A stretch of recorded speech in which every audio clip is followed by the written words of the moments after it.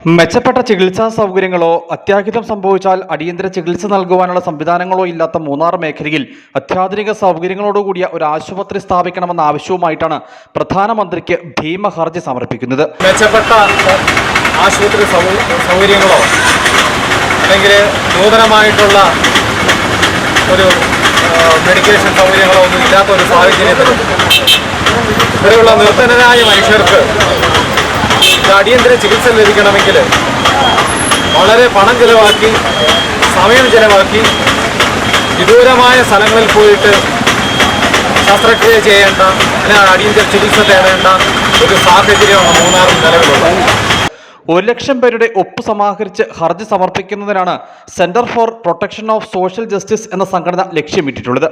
Munnar mount Carmel basilica rector father Michael Valayinchiyil ഒപ്പുശേഖരണ പരിപാടി ഉദ്ഘാടനം ചെയ്തു. സംഘടനാ ജില്ലാ പ്രസിഡന്റ് ജോസഫ് ഡിസിൽവ അധ്യക്ഷത വഹിച്ചു. ജില്ലാ secretary CJ Baby, taluk secretary Nikesh Isaac, Sunny Elanjinkal, Judson Pinheiro തുടങ്ങിയവർ സംസാരിച്ചു. ആദിവാസി മേഖലകളിൽ നിന്നും മറ്റ് പിന്നോക്ക മേഖലകളിൽ നിന്നും ഉൾപ്പെടെ 1 മാസം കൊണ്ട് ഒപ്പുശേഖരണം നടത്താനാണ് പദ്ധതിയിട്ടിട്ടുള്ളത്.